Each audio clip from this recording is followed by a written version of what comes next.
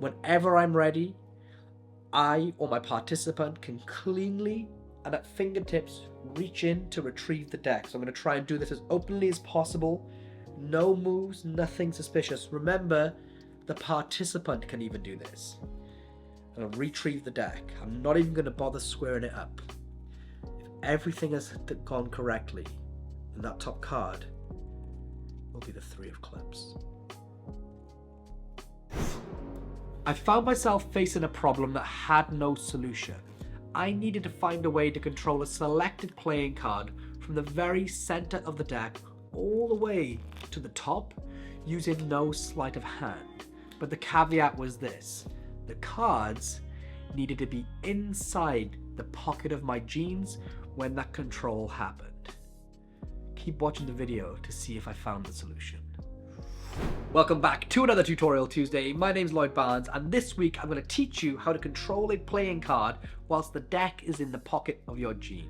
The reason I came up with this idea was to use it in the middle of an ambitious card routine, or even at the end. So you do a few phases of ambitious card and maybe somebody watching, and more often than not they think that you're using sleight of hand. So I'd like to finish my ambitious card routine by saying, look, I know what you think. I know you think maybe I'm using sleight of hand. So I'm going to prove to you that I do absolutely nothing and the card still comes to the top of the deck. Select the card, sign it, place it in the middle, and we'll drop the deck into my pocket, and somehow that card rises to the top. It's just a nice way of doing something extra, a little bit different, and very, very convincing for the ambitious card routine. And I find more often than not that people remember that part more than any other because it's so different. They say, well, the card came to the top, he even put the deck in his pocket and it came to the top. So it's a really nice way of doing the ambitious card, it's a really nice way of finishing it, and it's a really nice way to segue into other effects like card or deck to pocket later on as a callback. So I'm going to show you how I solved the problem, and then I'm going to teach you how to do it. Let's dive into it. Super quickly before we carry on, I have a deck of sealed Dan and Dave drifters, completely unopened, brand new in packaging. If you would like to win this deck of drifters from Dan and Dave, then all you need to do is make sure you hit that subscribe button right now and comment something down below so I know that you're interested in winning, and I will pick a winner by next Tuesday and ship this to you wherever you are in the world. This can really be done with a borrowed deck because it's fully impromptu, and to prove there are no duplicates, the top card is the 4 of clubs. So any card can be selected. In this case, we'll use the 3 of clubs, and if you were here, you can sign your name nice and big on that 3. That's it, it's lost into the center of the deck. Now watch, I'm going to tuck my t-shirt into my belt like this to give you a clear view of my jeans pocket. Watch. I'm going to take the deck, place it into my pocket, no moves, no sleight of hand, nothing suspicious. Whenever I'm ready, I or my participant can cleanly and at fingertips reach in to retrieve the deck. So I'm going to try and do this as openly as possible. No moves, nothing suspicious. Remember, the participant can even do this. And I'll retrieve the deck. I'm not even going to bother squaring it up. If everything has gone correctly, then that top card will be the 3 of clubs. This is how it works. Now, the first thing I'm going to tell you is that I am practicing, and I have been practicing, the art of deception on you right now. Because you just seen a performance of that control, and as a true magician, I told you I was not doing exactly what I was doing for just a little bit. And I'm okay with that because that's our profession. We are in the art of deception. So, the first thing that happens is I'm not going to control the card, but I am going to allow myself to know where it is in the deck. And that's done in the most casual manner possible.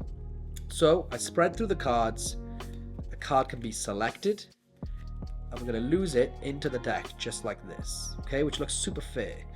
The reality is that I know at my break is the 2 of diamonds. Now you'll notice that I don't show the 2 like this, or the selected card like this, because they may notice the bottom card, because that could come into question later.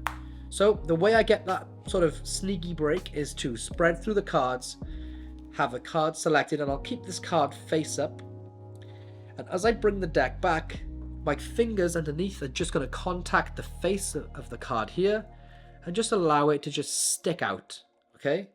And what's nice is that I can do this really casual toss from hand to hand, but it'll still keep this card stuck, jutted out, because it was initially further out than every other card.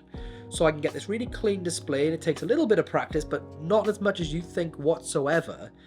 And I will always be able to just find that card, that break with this card, okay? So here's the 6, and I close the deck up, and look how fair that looks.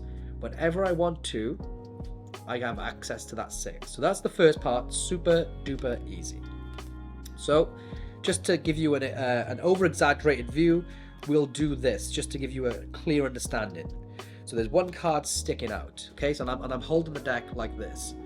Now I'm going to open my pocket up, okay? And it's nice when you're performing, you could even have participants look inside the pocket, feel, if you're wearing a coat and you feel comfortable, you could tell people to feel inside, just to amp up the impossibility, because everything's so fair.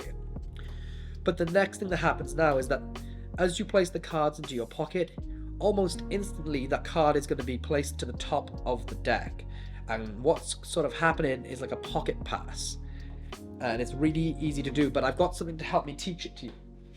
I've got a clear pocket. I've got a giant clear pocket, or blue see-through pocket, and this will give you an idea of what's going on inside my jeans. So the first thing is, as I take the deck back with my left hand, my pinky finger is going to, and these fingers are going to contact the out-jogged card and squeeze underneath it, okay?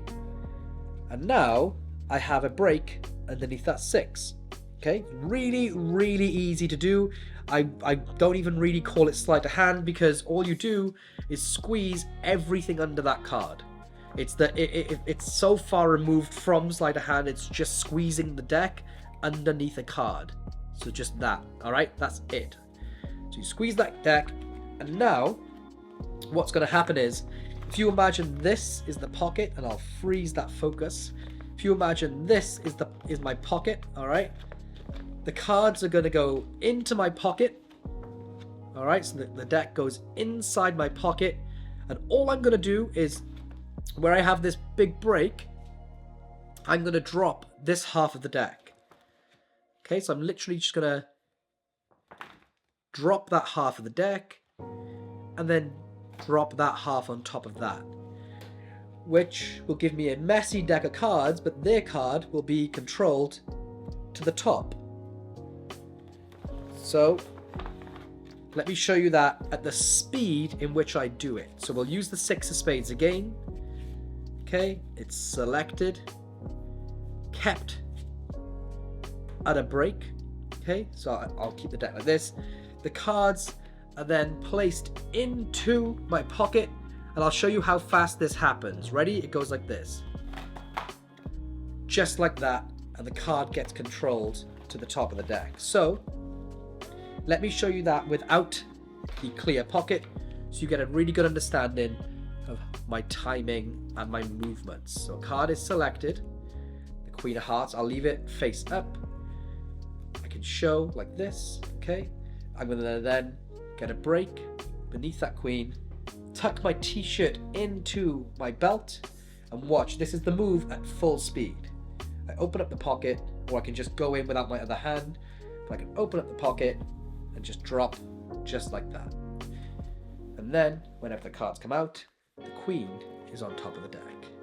Thank you guys so much for tuning in. Like I said, if you want to win the sealed deck of Dan and Dave Drifters, then remember to hit that subscribe button and comment something down below. And if you want to show me some extra love and support, then head over to patreon.com/LloydB to join my membership. You'll get access to my private Discord, and more importantly, you'll get to learn a whole bunch of exclusive, never taught before magic tricks that are continually updated, and they'll never be taught on YouTube.